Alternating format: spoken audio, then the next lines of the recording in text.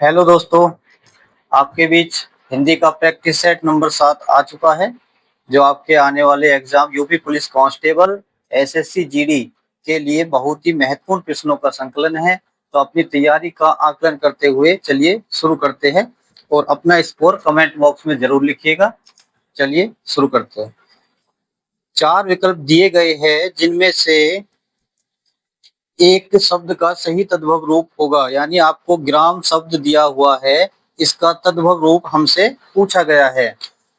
तो ऑप्शन हम देखेंगे, ए शहर, बी गांव, सी सड़क, डी खेत। तो ग्राम का तद्भव, ग्राम एक तत्सम शब्द है।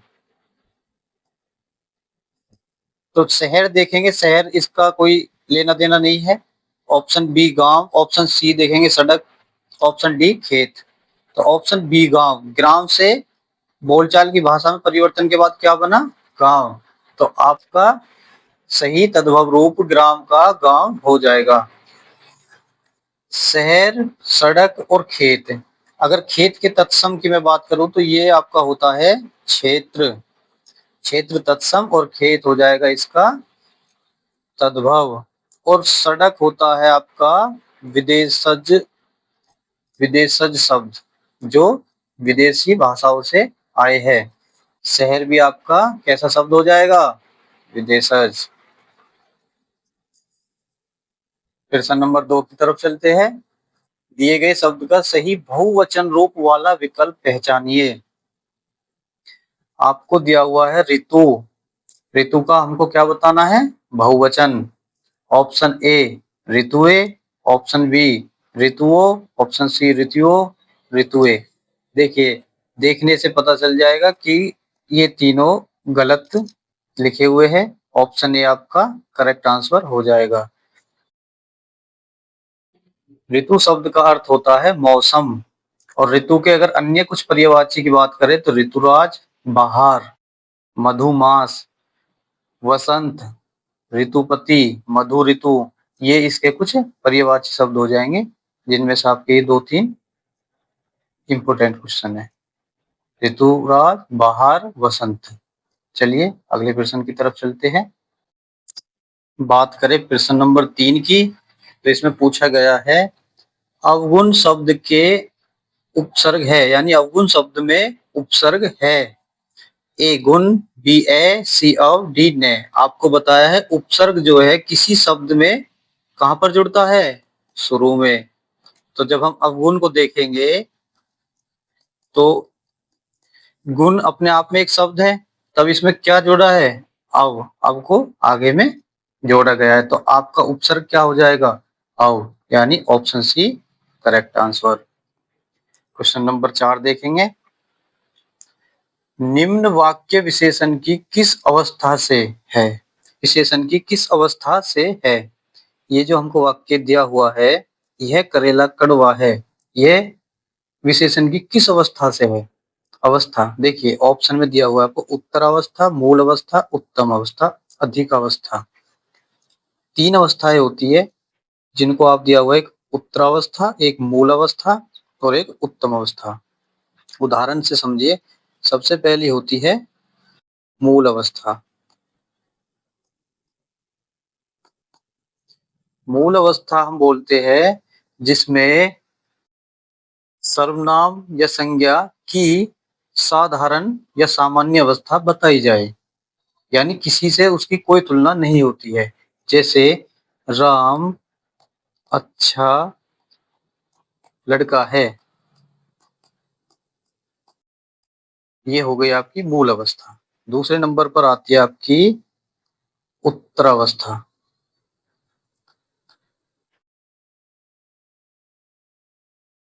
उत्तर अवस्था में क्या होता है कि किसी एक की अन्य दूसरे से तुलना की जाती है। जैसे ये बोल दे कि राम श्याम से अच्छा लड़का है, ये आपका उदाहरण किसका हो जाएगा, उत्तर अवस्था का। और जब बात की जाए तीसरे यानी कि उत्तम अवस्था की, तो इसका मतलब होता है कि इसमें किसी अन्य से नहीं, सभी से अच्छा बता दिया जाता है, यानी सबसे बेहतर वही है, उसके जैसा कोई दूसरा नहीं है। यानी राम सबसे अच्छा लड़का है, राम सबसे अच्छा लड़का है। आप तीनों अवस्थाएं समझ गए। एक मूल अवस्था होती है, उत्तर अवस्था और उत्तम अवस्था। जैसा कि इसमें दिया हुआ है वाक्य हमको, यह करेला कड़वा है। तो क्या करेला की तुलना किसी अन्य चीज से हुई है? नहीं। क्या करेला को सबसे अच्छा बताया गया? नहीं। यानी हमको इससे क्या एक सामान्य अर्थ मिल रहा है, यानी इसकी सामान्य अवस्था का पता चल रहा है। तो यह करेला कड़वा है, यह आपका हो जाएगा मूल अवस्था, यानी किसी से कोई तुलना इसकी नहीं है। मूल अवस्था जिसकी सामान्य अवस्था का बारे में बताया जाए। प्रश्न नंबर 5, जो अशुद्ध वाक्य के शुद्ध रूप का सबसे अच्छा विकल्प है। आपको दिया हुआ है आप नानी के घर जाओ, तो इसका शुद्ध रूप इनमें से कौन सा होगा? चार विकल्प आपको दिए हैं। आप नानी के घर जाइए, आप नानी घर जाओ, आपने नानी के घर जाना है, आप नानी के घर जाओ। आपको देखने से पता चल रहा है कि तीनों में बोलने में सही अर्थ का भाव नहीं हो रहा है। आप नानी घर जाओ, आपने ये गलत हो गया, कारक की त्रुटि है। आप नानी के घर जाओ क्रिया की गलत प्रयोग हुआ है। इसी तरह इसका उचित वाक्य हो जाएगा आप नानी के घर जाइए, शुद्ध वाक्य। प्रश्न नंबर 6, किस चिन्ह का अर्थ आधा रुकना है? किस चिन्ह का अर्थ आधा रुकना है? देखिए, अगर आप देखेंगे ऑप्शन डी, तो ये हो जाएगा विस्मय बोधक, यानी जिसमें ओ वाह कितना सुंदर दृश्य है, इस तरह के वाक्यों में प्रयोग किया जाता है। ये आपका हो जाएगा पूर्ण विराम, राम अच्छा लड़का है। ऐसे जो लास्ट में पूर्ण विराम लगता है वाक्य समाप्त होने के बाद, ये पूर्ण विराम हो जाएगा। ये आपका हो जाएगा कॉमा। जैसे जैसे हम वाक्य प्रयोग करते हैं कि राजा दशरथ के पुत्र राम लक्ष्मण कौमा भरत और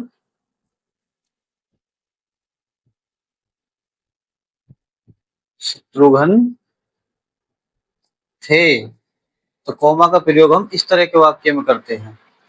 और अब आपका हो गया आधा रुकना। आधा रुकना के लिए आंसर आपका होगा ऑप्शन नंबर बी, यानी अर्धविराम। क्या बोलते हैं इसे? अर्धविराम। अर्धविराम का प्रयोग देखिए कहां पर होता है, आपके लिए उदाहरण लाए हैं, पढ़िए इसे। हमने देखा है कि जिंदगी का रास्ता कितना लंबा और कठिन है। यह देखा है कि हर एक पर कठिनाई कम होने के बजाय और बढ़ती ही जाती है। यह भी देखा है कि किस तरह अपने जीवन की वर्तमान परिस्थितियों से उबकर मौत तक को गले लगा लेते हैं। अभी जब जिंदगी के कुछ किस्सों के बारे में बात हुई, तो आपने देखा कि इसको वाक्य खत्म नहीं हुआ था, इसका वर्णन आगे हो रहा था। कठिन है, यह देखा है कि कम होने के बजाय बढ़ती जाती है। देखिए अभी भी वाक्य चल ही रहा था, तो वहां पर अर्धविराम का प्रयोग किया जाता है, और जब वाक्य समाप्त हो गया तो आप देखेंगे पूर्ण विराम का प्रयोग किया गया है। बढ़ते अगले प्रश्न की तरफ। प्रश्न नंबर 7, चार विकल्प दिए गए हैं, उस विकल्प का चयन करें जो दिए गए शब्द का सही स्त्रीलिंग शब्द है। यानी आपको क्या दिया हुआ है? आपको दिया हुआ है प्रबंध कर्ता। प्रबंध कर्ता, इसका स्त्रीलिंग पूछा है। आप ऑप्शनों को विशेष ध्यान से देखेंगे तो आपका आंसर पता चल जाएगा। जैसे प्रबंधकारती बिल्कुल अशुद्ध है, कोई इसमें आपको मेल नहीं दिखा रहा है। ऑप्शन बी प्रबंधकीन, नहीं, मालिक मालकीन थोड़ी है ये, प्रबंध करता प्रबंध कर्जी प्रबंधा कर्जी। ये आपका हो जाएगा option number C correct answer, प्रबंध कर्त्री। ये मिस्टेक है इसमें, ये लास्ट में होगा प्रबंध कर्त्री, प्रबंध कर्ता, प्रबंध कर्त्री। बढ़िए, अगले प्रश्न की तरफ। निम्नलिखित प्रश्न में 4 विकल्पों में से अधिकरण कारक की विभक्ति पहचानिए। आपको बताया था कितने कारक होते हैं? 8 कारक। इनमें से किसका पूछा है? अधिकरण कारक का। कर्ता ने कर्म को करण से, संप्रदान के लिए उपादान से, अधिकरण में पर इत्यादि। देखिए, अधिकरण का होता है में और पर। जैसे पुस्तक मेज पर है, पुस्तक मेज पर रखी है या मेज पर है। यहाँ पर जो प्रयोग किया जाता है वह होता है अधिकरण कारक। हे, अरे, ये होता है विषम्य बोधक। से, के, से और के हो जाएगा आपका करण कारक, जिसका सबसे प्रचलित उदाहरण है राम ने रावण को बाण से मारा। से और के का प्रयोग, राम ने रावण को बाण से मारा। और रा, रे, री ये सब होते हैं संबंध बोधक। कैसे? संबंध बोधक। जैसे इसका एक उदाहरण हो जाएगा आपका, मेरे पीछे मेरा पूरा कुनबा है। मेरे पीछे मेरा पूरा कुनबा है। इसमें आपने देखा रे, रा, संबंध पता चल रहा है ना, मेरे पीछे मेरा पूरा कुनबा है। इस तरह ये हो जाएगा। बढ़ते अगले प्रश्न की तरफ। कौन सा व्यंजन नासिका द्वारा उच्चारित होते हैं? नासिका, नासिका बोलते हैं हम नाक के लिए। तो कौन सा व्यंजन नाक से बोला जाता है? आप देखेंगे कि जो आपको याद होंगे वर्णमाला के अक्षर, कचट तप जो आपको दिया हुआ आता है, इसमें पंचमा अक्षर जो होता है वह आपका क्या होता है? नासिका। जिनमें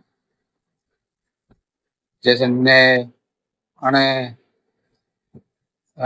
ने, ये सब इत्यादि जो पंचमाक्षर होते हैं ये सब नासिका द्वारा उच्चारित होते हैं।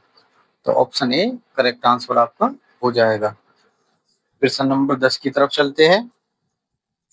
जिसे किसी भी अवस्था में टाला न जा सके, यानी ना तो उसका ऑप्शन है कोई, ना उसके बारे में हमें ये मतलब बताया गया है कि दूसरा कुछ उसका विकल्प है या नहीं है, इसलिए जिसे किसी भी स्थिति में, चाहे कोई भी स्थिति हो, टाला न जा सके, उसे क्या बोलेंगे?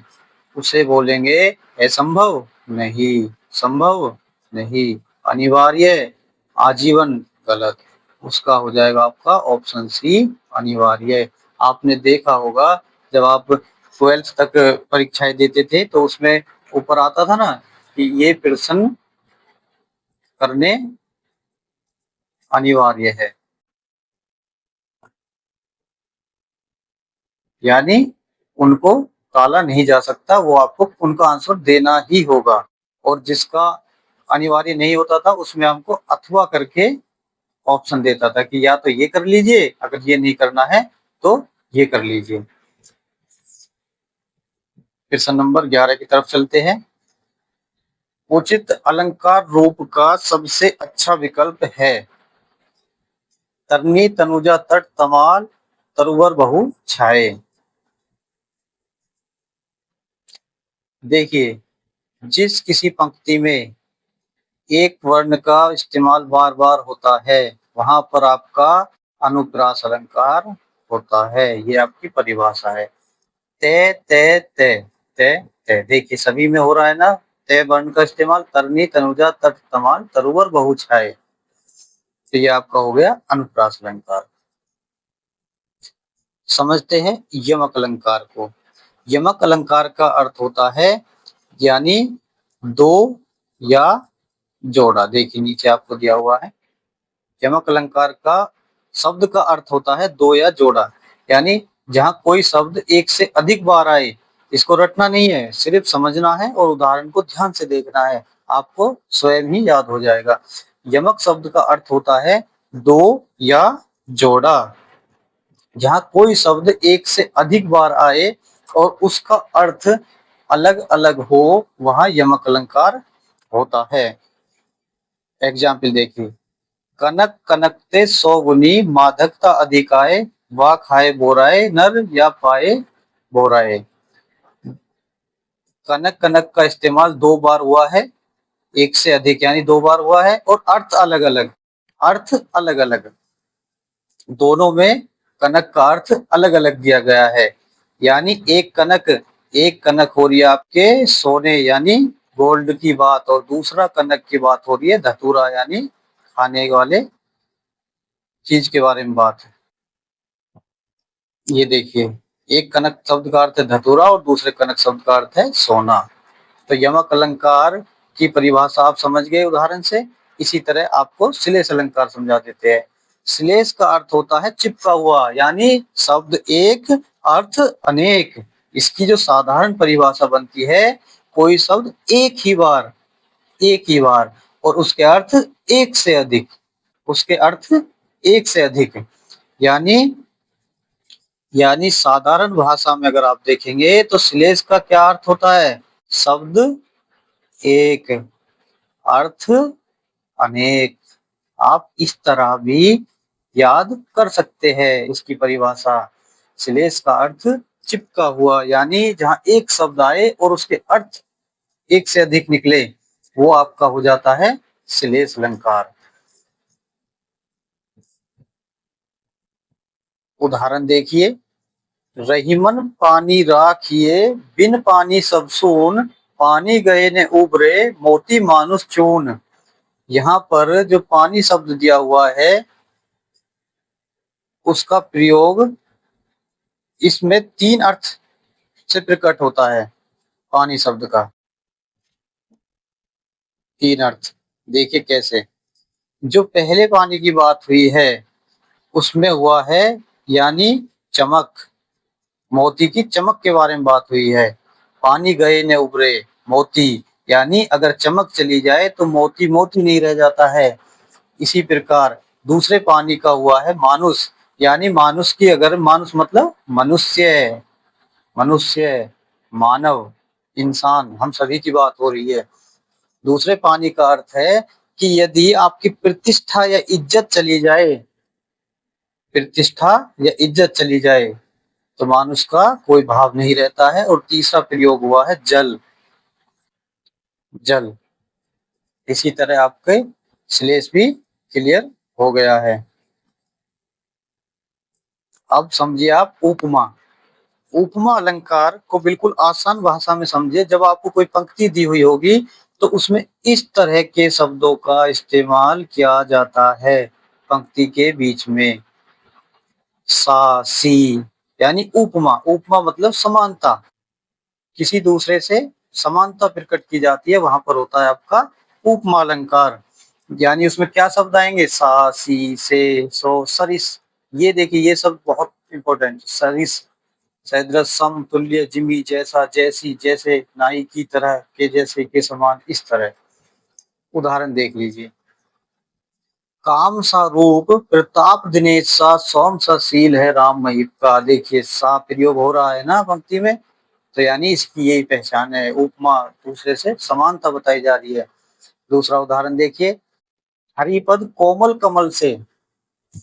हरिपद यानी भगवान के जो चरण है वह कमल के समान कोमल है, यह आपको बताया गया है इसमें। तो समानता हो रही है ना, एक रूप से दूसरे रूप के बारे में उसका वर्णन हो रहा है ना, उसी तरह। तो ऑप्शन सी, पीपर पात सरिस मन डोरा, यानी पीपल के पत्तों की तरह मन हमारा डोल रहा है, की तरह के जैसा। ये शब्द का प्रयोग उपमा अलंकार की पहचान है। क्वेश्चन नंबर 12, अनेकार्थी शब्द का एक अर्थ है, उस शब्द को चुनिए। आपको दिया हुआ है अरुण। अरुण का अनेकार्थी क्या होगा, देखिए, गोद नहीं, सोना नहीं, आकाश नहीं, इसका होता है सूर्य। इसके अगर अन्य में अनेकार्थी की बात करूं तो ये आपका हो जाएगा अरुण, सूर्य, अ, लाल रंग भी अगर हो सकता है, और इसमें सिंदूर, सिंदूर, केसर, ये सभी सूर्य यानी अरुण के अनेकार्थी है। उसी तरह से आप देखेंगे इसमें कि प्रश्न नंबर 13, दिए गए शब्द का सही बहुवचन रूप पहचानिए। नेता, आपको क्या दिया हुआ है? नेता। नेता का बहुवचन रूप बताइए। अभी आप 90% लोग इसका सही आंसर नहीं दे पाते हैं। क्यों? क्योंकि आम प्रचलित जो हमारी भाषा है वो उसी का अनुमान लगाकर आंसर दे देते हैं। जैसे नेता का बहुवचन रूप पूछेंगे तो वो तुरंत बता देगा नेताओं, जबकि नेताओं बहुवचन रूप नहीं होता है। समझिए कैसे।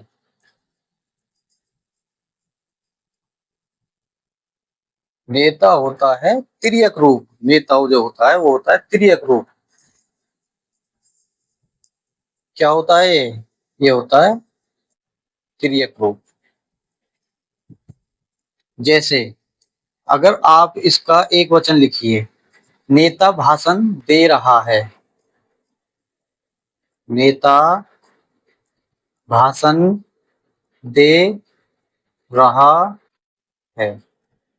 और अगर मैं इसका बहुवचन की बात करूं तो ये हो जाएगा सभी नेता बैठे हैं। तो क्या बहुवचन बनाने में नेता शब्द में कोई परिवर्तन हुआ? नहीं। नेता का एक वचन और बहुवचन हमेशा नेता ही होता है। आप इसको याद कर लीजिए, बहुत ज्यादा परीक्षा में पूछे जाने वाला प्रश्न है ये। नेता का बहुवचन नेता ही होता है। अगर तिर्यक रूप को आपको कैसे पहचानना है, देखिए तिर्यक रूप का इस्तेमाल कभी भी बिना कारक के नहीं होता है। कारक आपको पता है ना, 8 कारक जो होते हैं। यानी जब तिर्यक रूप नेताओं का प्रयोग होगा तो उस वाक्य में कारक का इस्तेमाल अवश्य होगा। जैसे जैसे अगर कभी प्रयोग हो जाए नेताओं, नेताओं ने सभा की, ये है तिर्यक रूप। तो देखिए ने विभक्ति चिन्ह यानी कारक का प्रयोग हुआ ना। इसी प्रकार आपको पहचानना है। ये देखते ही नेताओं नहीं लगा देना है आपको। मैं जानता हूं कि बहुत से विद्यार्थी नेताओं ही लगाते हैं। आपका करेक्ट आंसर हो जाएगा नेता। प्रश्न नंबर 14, वाक्य के संरचना के आधार पर उसके भेद बताइए। अनु ने देखकर निबंध लिखा। अनु ने देखकर निबंध लिखा। कृदंत क्रिया, पूर्वकालिक क्रिया, नाम धातु क्रिया, संयुक्त क्रिया। पहले भी प्रैक्टिस सेट में मैं आपको करा चुका हूं कि जहां पर कर या करके दूसरा कार्य शुरू कर दिया जाए, यानी दूसरी क्रिया प्रारंभ कर दी जाए एक क्रिया समाप्त करके, वहां पर क्या होता है? वहां पर होता है पूर्वकालिक क्रिया। यानी आपका ऑप्शन बी करेक्ट आंसर हो जाएगा। जैसे मैंने बताया था कि विकास, पिछले उसमें मैंने आपको एग्जाम्पल दिया था, विकास यूट्यूब वीडियो बनाकर जिम चला गया, जिम जा रहा है। तो बनाकर, या स्नान करके खेलने जा रहा है, स्नान करके मंदिर जा रहा है। करके या कर, दो शब्दों का जो प्रयोग के बाद दूसरा होता है उसे पूर्वकालिक क्रिया कहते हैं। उन्होंने देखकर निबंध लिखा, यानी पहले देखा फिर निबंध लिखा। प्रश्न नंबर 15, स्वर रहित व्यंजन जब स्वर सहित व्यंजन से मिलता है तब क्या कहलाता है? द्वित्व, तालव्य, स्वतंत्र नहीं। ऑप्शन ए संयुक्ताक्षर। स्वतंत्र, स्वतंत्र हमेशा होते हैं स्वर जो स्वतंत्र रूप से लिखे जाते हैं। उसमें भी कुछ स्वर ऐसे होते हैं जो स्वतंत्र रूप से नहीं लिखे जाते, जो हमेशा दो स्वरों के मेल से लिखे जाते हैं। तालव्य, तालव्य का मतलब पूछा है आपको, वर्णमाला में जिसमें जीव का इस्तेमाल होता है उन वर्णों को तालव्य वर्ण बोलते हैं।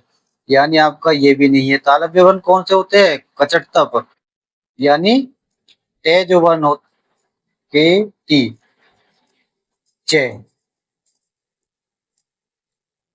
यानी चे वाला जो वर्ण होता है वह आपका तालव्य वर्ण होता है।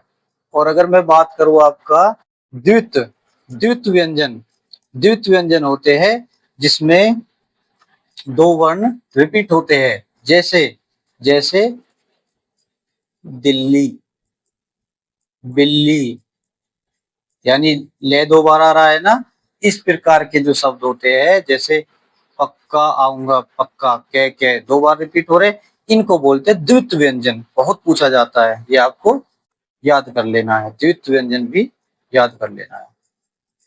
ऑप्शन ए संयुक्त अक्षर, देखिए स्वर रहित व्यंजन स्वर सहित व्यंजन से मिलता है तब क्या कहलाता है। एग्जाम्पल से समझिए बहुत ध्यान से, देखिए ये बात कर रहा है स्वर रहित व्यंजन, यानी कोई व्यंजन है जो स्वर से नहीं है, जैसे के। आप देखेंगे कि ये जो के है ये स्वर रहित नहीं है, क्योंकि ये के हमेशा के प्लस ए का भाव हमको देता है, यानी इसमें ये ए छिपा हुआ होता है। तो ये कैसा हो गया, ये हो गया स्वर सहित व्यंजन। और जो स्वर रहित होता है वो होता है इस प्रकार, अगर हम कभी भी लिखेंगे, जैसे मान लीजिए ख एक वर्ण है, अगर इसमें ए को हटाऊंगा इस ध्वनि को, तो ये हमेशा ए से लिखा जाएगा। अब ये हो गया स्वतंत्र, यानी रहित, स्वर रहित, इसमें स्वर नहीं है। तो जब कोई स्वर रहित व्यंजन स्वर सहित व्यंजन से मिलता है तो वो दोनों अक्षर मिलकर क्या बन जाते हैं, संयुक्त अक्षर। आपका हो जाएगा ऑप्शन ए करेक्ट आंसर। चलते हैं प्रश्न नंबर 16। निम्नलिखित प्रश्न में चार विकल्पों में से उस विकल्प का चयन करें जो दिए गए शब्द का सही समान अर्थ देता है। आपको शब्द दिया हुआ है कौशल, कौशल का समानार्थी शब्द पूछा है। कौशल, कौशल बोलते हैं टैलेंट, दक्षता, निपुणता। जैसे चपल नहीं, ज्योत्सना नहीं, ये चांदनी का होता है। नीड, नीड यानी घोंसला, नीड का निर्माण। और ये हो जाएगा दक्षता। आपने देखा होगा मैथ में भी आप क्वेश्चन पढ़ते हैं कि एक ही दक्षता 20 से 3 गुनी है, वह सभी क्या है, कौशल, यानी उसकी क्षमता, कैपेसिटी के बारे में बात होती है। तो कौशल का सही समान अर्थ वाला क्या हो जाएगा, दक्षता। बढ़ते हैं अगले प्रश्न की तरफ। प्रश्न नंबर 17, संधि विच्छेद बताइए। धर्म आत्मा का संधि विच्छेद बताइए। आपको वाक्य को तोड़ लेना है। धर्म प्लस आत्मा, धर्म यानी ए प्लस आ, ये आपका हो जाएगा दीर्घ स्वर संधि। किसका, दीर्घ स्वर संधि। जब आपको स्वर यानी ये सभी संधि पढ़ाई जाएगी तो आपको इतने आसान भाषा में बताएंगे कि आपको याद हो जाएगा। अब सिर्फ हमसे इसका संधि विच्छेद पूछा है, कैसे पता लगाएंगे। धर्मा तमा, क्या धर्म और तमा यानी धर्म आत्मा तो दो शब्द हो गए ना अपने आप में, धर्म और आत्मा। तो क्या इसमें धर्म और आत्मा यानी अलग दिख रहे, नहीं, दोनों वाक्यों का अलग अर्थ और अलग शुद्ध रूप से लिखे हुए होने चाहिए। धर्मा तमा, धर्मा धर्म होता है यानी ये भी गलत है।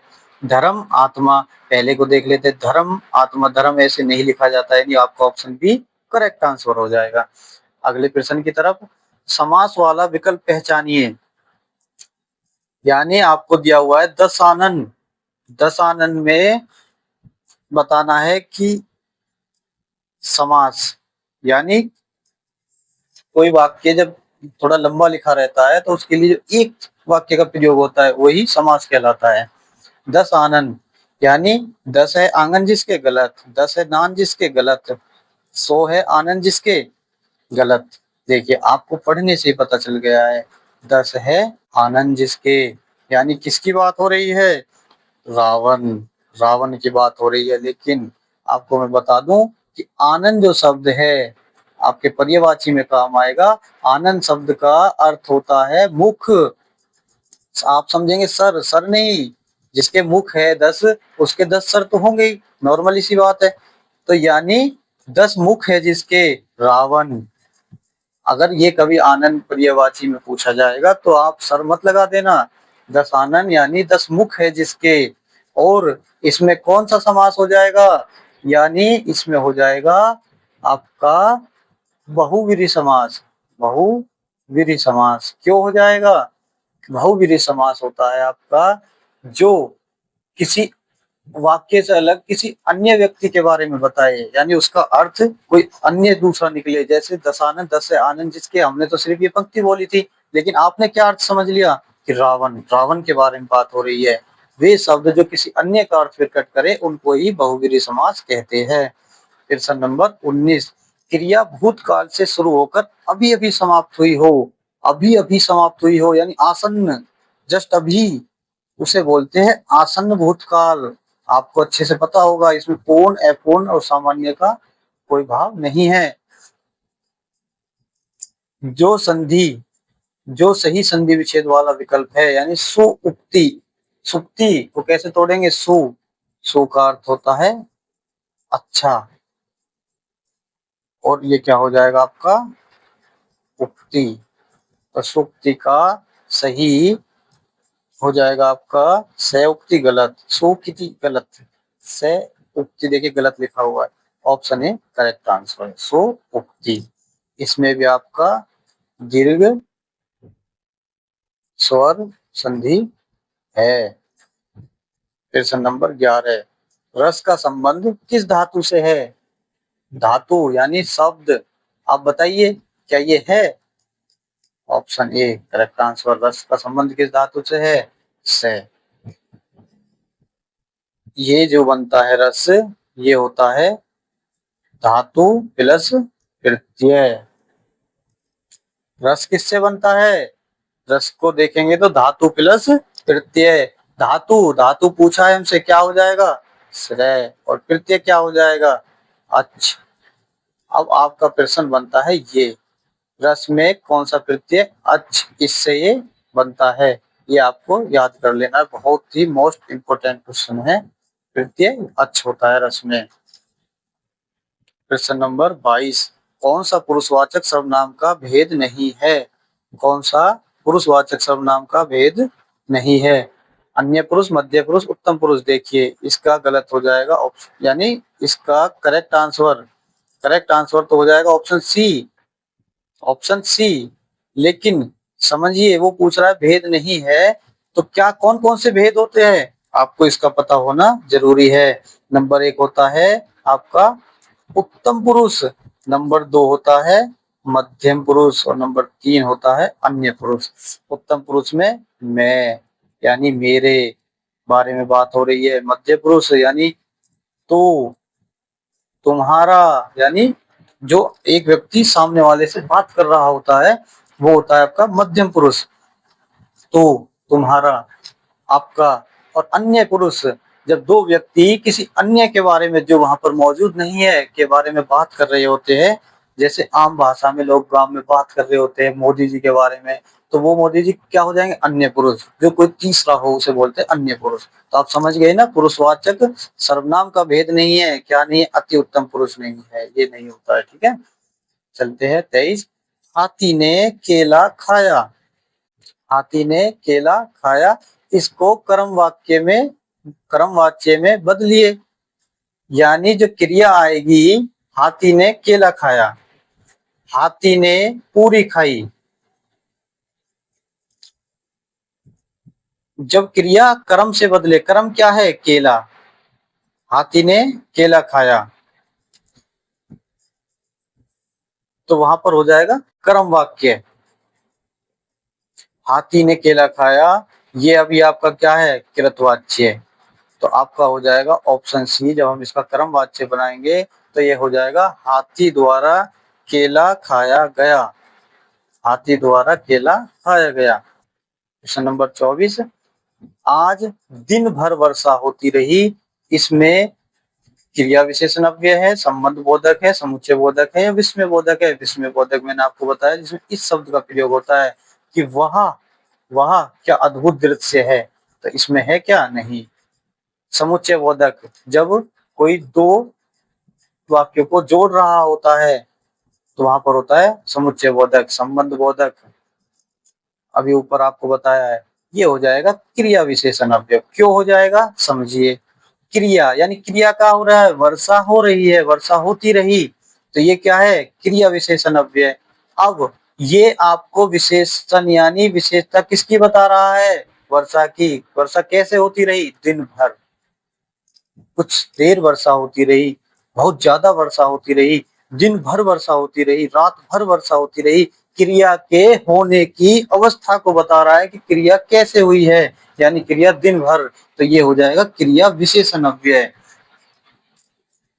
क्वेश्चन नंबर 25, जो प्रत्यय से नहीं बना है, यानी कौन से शब्द में प्रत्यय का प्रयोग नहीं हुआ है, आपको वो पहचानना है। ऑप्शन ए आपका लालिमा। लालिमा प्रत्यय है इसमें, तो ये भी नहीं होगा। टुकड़ी। टुकड़ी यानी टुकड़ा ई, इसमें भी प्रत्यय है। शक्तिमान, मान प्रत्यय है।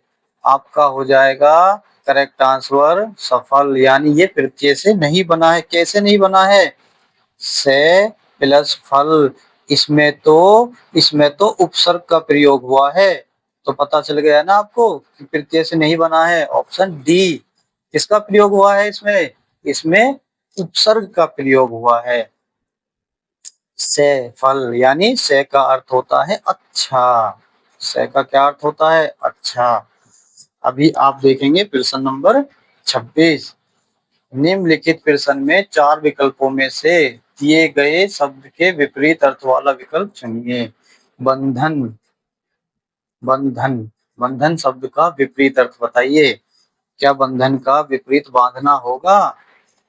बताइए। नहीं होगा। बांधना और बांधना और छोड़ना आपस में विपरीत हो जाएंगे। रिश्ता। रिश्ता हो जाएगा? नहीं हो जाएगा। छोड़ना भी नहीं होगा। इसका हो जाएगा आपका मुक्त। बंधन से मुक्त कर दिया गया, यानी बंधन का विपरीत मुक्त। ध्यान से देखना है। 27 गीदड़ भभकी। बहुत आप लोगों के जीवन में ये चीज देखने को मिलती है। कुछ लोग होते हैं जो गीदड़ भभकी, यानी सिर्फ कहते कहते हैं, करते नहीं है, उसी को बोल देते हैं गीदड़ भभकी। आरोप लगाना नहीं, धूर्त व्यक्ति नहीं, धूर्त मतलब मूर्ख, विरोध करना नहीं। कोरी धमकी। गीदड़ भभकी का क्या हुआ? कोरी धमकी की। ये तो सिर्फ कोरी धमकी देता है, करता कुछ नहीं है। प्रश्न नंबर 28, 2017 का साहित्य अकादमी पुरस्कार किस लेखक को दिया गया? अभी जब आप ये प्रश्न पढ़ रहे हैं तो आपका फोकस सिर्फ इसी प्रश्न पर होना चाहिए। ये मत देखिए कि कितने साहित्य अकादमी पुरस्कार कितने लोगों को मिले, मैं कैसे याद करूंगा। नहीं, आप सिर्फ पहले ये एक याद कीजिए, फिर मैं आपको बताता हूँ कि आपके लिए बहुत आसान हो जाएगा। जैसे आपने याद कर लिया 17 रमेश। 17 रमेश, रमेश 17 साल का है, तो आपको पता चल जाएगा कि 17 में तो रमेश को मिला था। इसी तरह आपको धीरे धीरे ऑप्शन से और दो नाम याद हो जाएंगे। तो हमेशा ऐसा होगा कि जब आप परीक्षा में बैठेंगे तो ऑप्शन से आप पहचान पाएंगे। तो बस वो बोझ नहीं लेना है, मन लगाकर और ध्यान से पढ़ना है कि साहित्य अकादमी पुरस्कार किस लेखक को दिया हुआ 2017 में? रमेश कुंतल मेघ को। अब साहित्य अकादमी पुरस्कार की बात जब हो रही है तो इसको समझते हैं। इसकी शुरुआत कब हुई? इसकी शुरुआत हुई, नहीं, एक हो जाएगा स्थापना। ये हो गया शुरुआत, ये हो गई स्थापना। स्थापना हुई 1954 में, और शुरुआत देने की शुरुआत कब से हुई? 1955 से। समझ गए आप? ये सबसे महत्वपूर्ण प्रश्न होने वाला आपके लिए, समझिए कैसे। शुरुआत कब हुई? 1955 में। आपको मैंने पहले ही बताया था। सबसे पहले किस रचना को मिला? Him Tarangini. Him him Tarangini किसकी थी? किसकी थी? ये थी माखनलाल चतुर्वेदी। माखनलाल चतुर्वेदी की। अब ये कितनी भाषाओं में दिया जाता है? तो अब आपको ये कंठस्थ होना चाहिए एकदम याद कि ये कितनी भाषाओं में दिया जाता है? 22 भाषा। 22 भाषा कौन सी? जो हमारे जो हमारे संविधान में दी हुई है। प्लस प्लस दो अन्य भाषाएं भी है, यानी कुल कितनी भाषाएं? कुल 24 भाषाएं। अब दो इनके बारे में पूछा जाता है कि ये दो कौन सी भाषाएं है। एक तो आपका हो जाएगा अंग्रेजी, और अभी हाल ही में जो पूछा गया था वो दूसरी भाषा पूछी थी, यानी राजस्थानी। ये है आपका सबसे मुख्य क्वेश्चन कि कुल कितनी भाषाओं में दिया जाता है? 24। कौन सी संविधान में कितनी भाषाएं हैं? 22। तो अन्य ऐसी कौन सी दो भाषाएं हो गई जो हमारे संविधान में नहीं है लेकिन उनको साहित्य अकादमी पुरस्कार दिया जाता है? ये आपकी हो जाएगी अंग्रेजी और राजस्थानी। इसमें भी सबसे इंपॉर्टेंट क्या हो जाएगा? अंग्रेजी में तो आपने सुना होगा कि अंग्रेजी का इस साहित्यकार को मिला, लेकिन दूसरी है राजस्थानी, जो आपको याद होना चाहिए। प्रश्न नंबर 29, तुलसीदास जी द्वारा रचित प्रसिद्ध महाकाव्य का नाम है? तुलसीदास जी द्वारा रचा गया है रामचरितमानस। एक छंद में कितने चरण होते हैं? छंद में होते हैं आपके 4 चरण, यानी 4 पंक्तियों में जो लिखा होता है, यानी पंक्ति को ही चरण किसको बोलते हैं? पंक्ति। आपने देखा होगा दोहे इत्यादि ज्यादातर किस में लिखे होते हैं?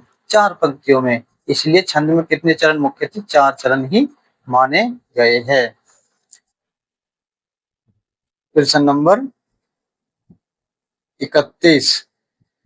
प्रश्न नंबर 31, रंगभूमि किस प्रसिद्ध लेखक द्वारा रचित उपन्यास है?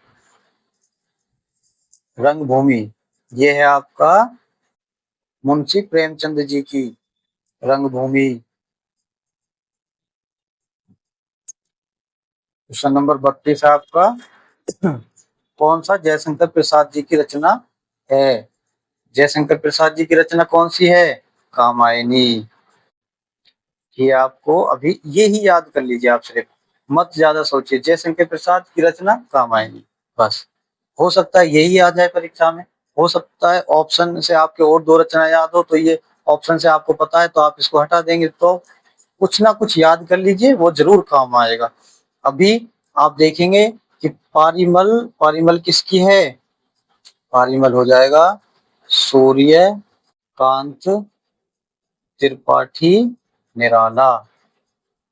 और यही आपका सूर्यकांत त्रिपाठी निराला जी की है अनामिका, यानी परिमल, अनामिका, सूर्यकांत त्रिपाठी निराला। अब आपको याद कर लेना है किसी भी तरह, जैसे परी, परी सूर्य, अना सूर्य, कुछ भी रिलेट करके याद कर लीजिए। अभी जो आपका इंपॉर्टेंट है वो है नीरजा। नीरजा किसकी है? महादेवी, महादेवी वर्मा, महादेवी वर्मा जी की है, जो आपकी छायावादी युग की रचनाकार है। ये पूछा जाता है किस युग से है? छायावादी से।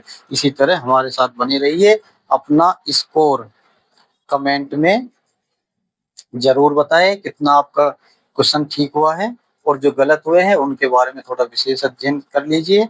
और अपने दोस्तों के साथ, जिनके साथ आपका कंपटीशन रहता है, 1-2 दोस्तों के साथ वीडियो को जरूर शेयर करें। हमसे जुड़े रहने के लिए धन्यवाद। मिलते हैं अगले प्रैक्टिस सेट में। Thank you. जय हिंद।